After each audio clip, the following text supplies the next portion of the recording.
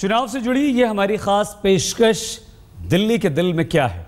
इस बुलेटिन में चुनावी रस्साकसी की हर खबर होगी। शुरुआत हम करते हैं आम आदमी पार्टी के संयोजक अरविंद केजरीवाल से। केजरीवाल आज मिशन हरियाणा पर हैं। उन्होंने दिल्ली से सटे फरीदाबाद में रैली की और आम आदमी पार्टी के उम्मीदवार के लिए वोट मांगे। केजरीवाल ने हरियाणा के विकास पर भी सवाल खड़े किए।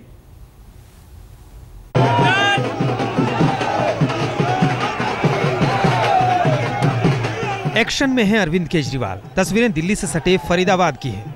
आम आदमी पार्टी के करता धरता शहर में घूम रहे हैं और लोगों से अपनी पार्टी के उम्मीदवार के लिए वोट मांग रहे हैं।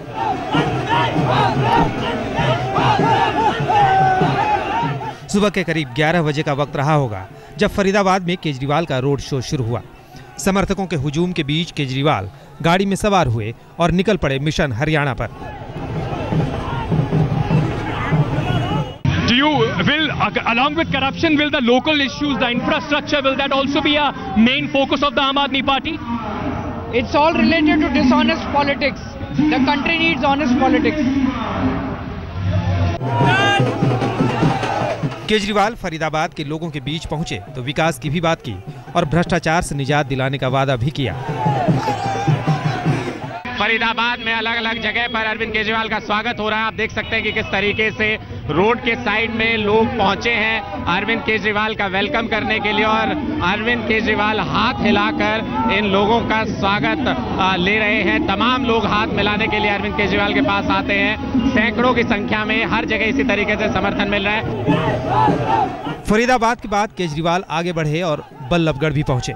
यहाँ उन्होंने कांग्रेस और बीजेपी दोनों पार्टियों को गाली दी और लोगों से आम आदमी पार्टी के उम्मीदवार के लिए वोट मांगे। अंकित त्यागी के साथ अनुराग ढांढा, फरीदाबाद, आज तक। आम आदमी पार्टी के संयोजक अरविंद केजरीवाल दिल्ली से सटे फरीदाबाद में रोड शो कर रहे हैं। उन्होंने फरीदाबाद में लोगों से अपनी पार्टी के उम्मीदवार के लिए वोट मांगे और फिर फरीदाबाद से सटे बल्लभगढ़ भी पहुंचे। केजरीवाल ने बल्लभगढ़ में भी रैली की, लेकिन सुबह जब अरविंद केजरीवाल की रैली शुरू हुई तो उन्हें लोगों के विरोध का सामना भी करना पड़ा था। लोगों ने अरविंद केजरीवाल के खिलाफ नारेबाजी की और उन्हें काले झंडे भी दिखाए।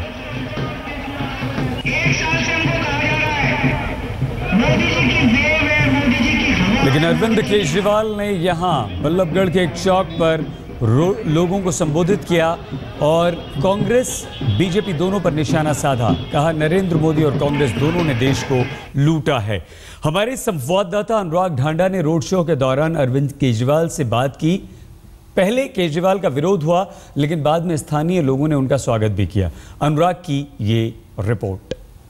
अरविंद केजरीवाल हरियाणा में 2 दिन के रोड शो पर हैं। शुरुआत में काले झंडे दिखाए जाने के बाद अब फरीदाबाद में अलग अलग जगह पर अरविंद केजरीवाल का स्वागत हो रहा है। आप देख सकते हैं कि किस तरीके से रोड के साइड में लोग पहुंचे हैं अरविंद केजरीवाल का वेलकम करने के लिए और अरविंद केजरीवाल हाथ हिलाकर इन लोगों का स्वागत ले रहे हैं। तमाम लोग हाथ मिलाने के लिए अरविंद केजरीवाल के पास आते हैं। सैकड़ों की संख्या में हर जगह इसी तरीके से समर्थन मिल रहा है। एनसीआर का इलाका है और यहाँ पर आम आदमी पार्टी की पैठ है।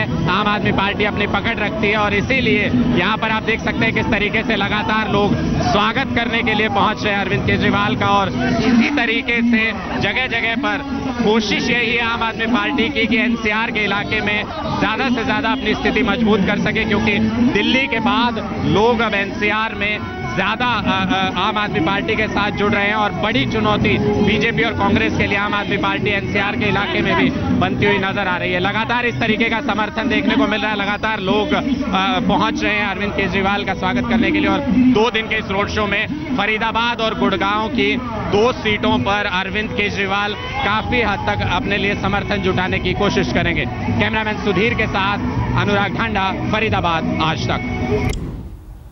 और अब आपको अरविंद केजरीवाल के रोड शो से दूर उनके वॉर रूम में लिए चलते हैं, जहां आम आदमी पार्टी की रणनीति बनती है।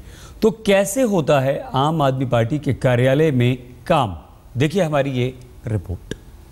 लोकसभा चुनाव के लिए आम आदमी पार्टी की तैयारियां जोरों पर हैं। जो सीपी ऑफिस है आम आदमी पार्टी का, वहां पर तमाम वॉलंटियर्स जुटे हुए हैं पूरे कामकाज में। आप देख सकते हैं कि जो मिलने के लिए यहां पर पहुंचते हैं, जो समर्थक पहुंचते हैं, उनको सबसे पहले यहां अटेंड किया जाता है और उसके बाद हम आपको पूरा कंट्रोल रूम जो आम आदमी पार्टी का है वो दिखाने जा रहे हैं कि किस तरीके से, कहाँ, किस सेक्शन में किस तरह से काम होता है। तमाम लोग जो यहाँ पर पहुँचते हैं, सबसे पहले ये वॉलंटियर सेक्शन है जहाँ पर तमाम वॉलंटियर्स बैठे हुए हैं, यहाँ पर अपनी तैयारियों में जुटे हुए हैं। क्या यहाँ पर काम होता है वो जानने की कोशिश करते हैं। आप ये वॉलंटियर सेक्शन है, क्या क्या काम यहाँ पर होता है, किन लोगों को अटेंड किया जाता है? जब भी वॉलंटियर यहाँ आते हैं उनसे जुड़ी सारी, मतलब उनकी कोई भी प्रॉब्लम हो, इनसे रिलेटेड, लोकसभा से रिलेटेड उनके कहीं के नाम जाननी है, कुछ भी प्रॉब्लम हो, उनकी सारी समस्याएं सुनी जाती हैं। इसके अलावा भी अगर आप देखें तो मीडिया को कोऑर्डिनेट करने के लिए एक ग्रुप पूरा आम आदमी पार्टी का काम कर रहा है। ये पूरा मीडिया सेक्शन है। यहाँ पर जो भी तमाम जो मीडिया इन्फॉर्मेशन जो सर्कुलेट करना होता है वो यहाँ से किया जाता है। यहाँ से तमाम चीज़ें, क्या कवरेज हो रहा है मीडिया का, उस पर भी लगातार नज़र रखी जाती है। और अगर आप इसके आगे अगर आप बढ़ते हैं तो एक लंबा चौड़ा कंट्रोल रूम, अगर आप विधानसभा चुनाव के कंपैरिजन में अगर देखें तो इस बार तैयारियां ज़्यादा हैं, ज़्यादा वॉलंटियर्स को इंडल्ज किया गया है, ज़्यादा तैयारियां यहाँ पर हो रही हैं। और ये है डोनेशन सेक्शन। यहाँ पर अगर आप देखें कि किस तरीके की तैयारियां चल रही हैं, तो यहाँ पर जो तमाम डोनेशन जो पार्टी के पास आता है उसको यहाँ पर डॉक्यूमेंट किया जाता है और अपलोड यहाँ से वेबसाइट पर किया जाता है। किस तरीके की एक्टिविटीज़ यहाँ पर होती हैं वो आप देख सकते हैं। तमाम वॉलंटियर अपने काम में लगातार यहाँ पर लगे हुए हैं। ये वो सेक्शन है जो तमाम डोनेशन आते हैं उसको अपलोड करते हैं, उसको ट्रांसपेरेंट तरीके से पब्लिक के सामने डॉक्यूमेंट करने का काम करते हैं। और ये एक और महत्वपूर्ण सेक्शन है आम आदमी पार्टी के कंट्रोल रूम का, ये लीगल सेल है। यहाँ पर तमाम जो लीगल सहायता है वो वॉलंटियर्स को, कैंडिडेट्स को, वो यहाँ पर दी जाती है। और आइए अब हम आपको लिए चलते हैं बीजेपी के ऑफिस। चुनावी मौसम में हर पार्टी वोटरों को लुभाने के लिए कोई भी कोर कसर नहीं छोड़ रही। बीजेपी कार्यालय में बाकायदा वॉर रूम मोदी के लिए काम कर रहा है और इस वॉर रूम में ऊंची तनख्वाहों पर काम करने वाले प्रोफेशनल्स हैं। इनका मकसद नरेंद्र मोदी और बीजेपी के पक्ष में माहौल बनाना है।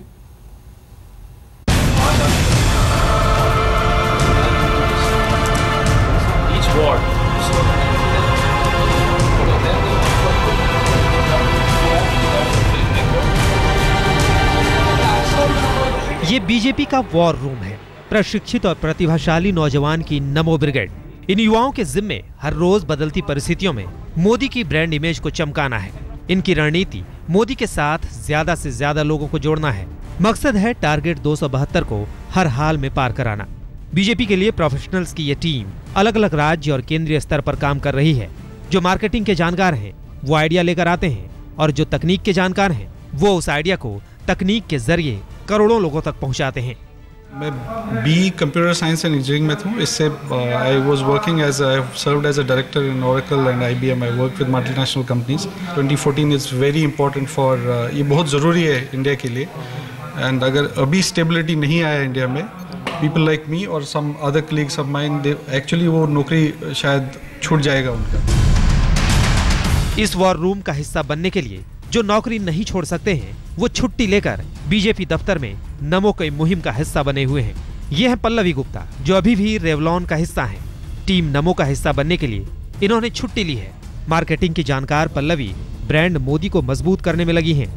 Modi ji is as of now he is the best we think that who can give us a stable government। जो हमने गुजरात में हम देखते हैं, जो सर्वे जैसे विनोद ने कहा कि जिस तरीके से डेवलपमेंट उन्होंने गुजरात में दिखाया है। And I have couple of friends also there जो बताते हैं कि वहाँ पे women safety is one of the most important thing that Gujarat has showcased.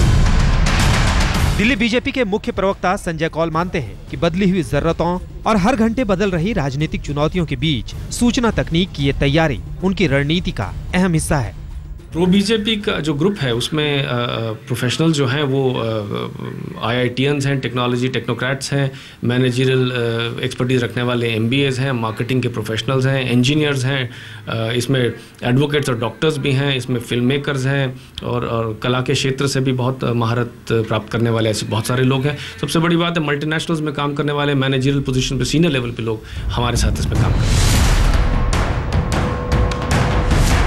कहते हैं जनसंपर्क चुनावी कवायद के ऑक्सीजन है, लेकिन 2014 में जनसंपर्क का मतलब सिर्फ घर घर जाकर लोगों से मिलना नहीं है, बल्कि उससे पहले ही सूचना तकनीक के इस्तेमाल से लोगों के दिलो दिमाग पर छा जाने की कवायद है। बीजेपी की रणनीति साफ है, वो मध्यम वर्ग को हिट करना चाहती है। बीजेपी का मकसद है कि ये वर्ग चुनाव के दिन अपने घरों से निकले और बीजेपी के पक्ष में वोट करे। बीजेपी ने बड़ी चतुराई के साथ ब्रांड मोदी को उस बदलाव के साथ जोड़ लिया है जो समाज का हर तबका होते हुए देखना चाहता है, फिर चाहे वो तबका IITians का हो या फिर उद्यमियों का, फिर चाहे सामान्य नौकरी पेशा का हो या फिर गृहिणियों का ही क्यों ना हो। कम से कम नमो फॉर PM के लिए बढ़ती हुई वॉलंटियर्स की संख्या तो इसी ओर इशारा करती है। कैमरामैन सुधीर के साथ विवेक शुक्ला, दिल्ली, आज तक। सभी राजनीतिक दल जो हैं वो जोर शोर से लगे हुए हैं अपने अपनी पार्टी, अपने अपने दल के प्रचार प्रसार के लिए। मशहूर पंजाबी गायक दलेर मेहंदी ने आज ईस्ट दिल्ली से BSP के प्रत्याशी शकील सैफी के समर्थन में वोट मांगे। वोटरों को लुभाने के लिए दलेर मेहंदी का सहारा लिया। हालांकि दिल्ली के पिछले लोकसभा चुनाव में दलेर मेहंदी ने कांग्रेस के प्रत्याशियों के समर्थन में चुनाव प्रचार किया था, लेकिन इस बार दलेर BSP प्रत्याशी के समर्थन में वोट मांगते हुए दिखाई दिए हैं।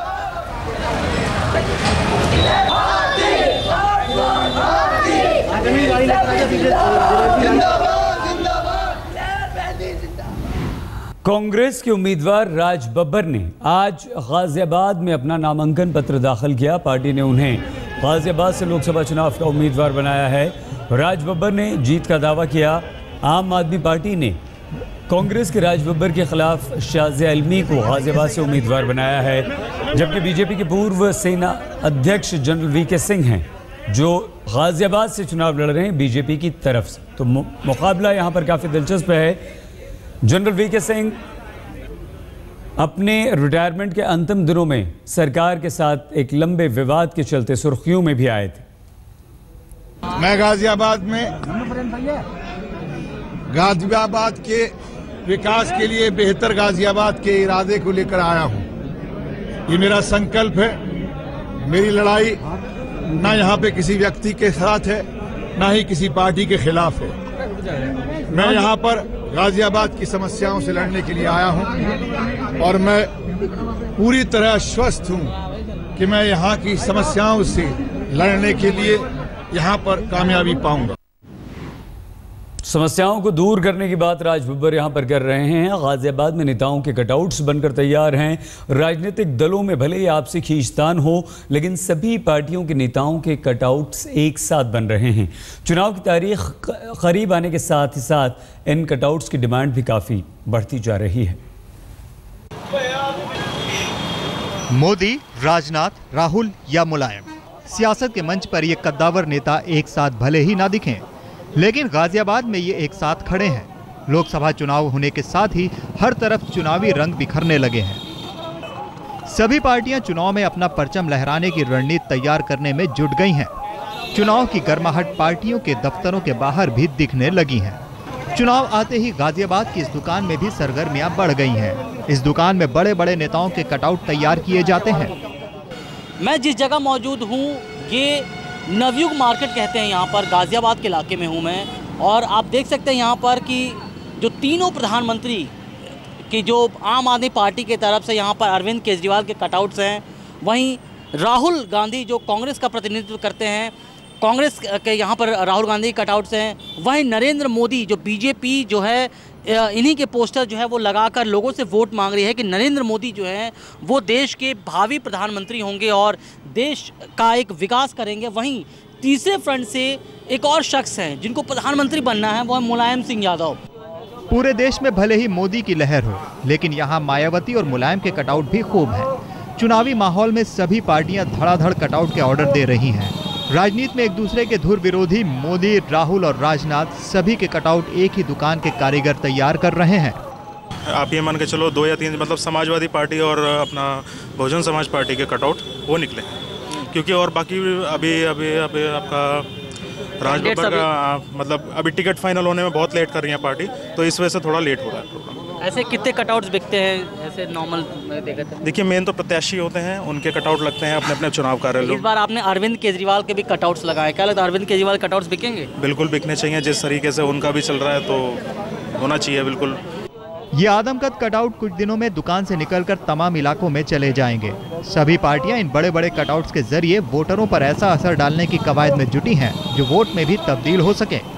इस टाइम देश में मोदी जी की लहर चल रही है। मोदी जी प्रधानमंत्री बनने, आने वाले वक्त में जो प्रधानमंत्री हो केजरीवाल बने। जैसे जैसे चुनाव की तारीख करीब आती जा रही है, सभी पार्टियां चुनावी तैयारियों में अपनी पूरी ताकत झोंकने में लग गई हैं। बात कटआउट की हो या पोस्टर बैनरों की, सियासत के सिंहासन पर पहुंचने की राह में पार्टियां कोई पायदान खाली नहीं छोड़ना चाहती।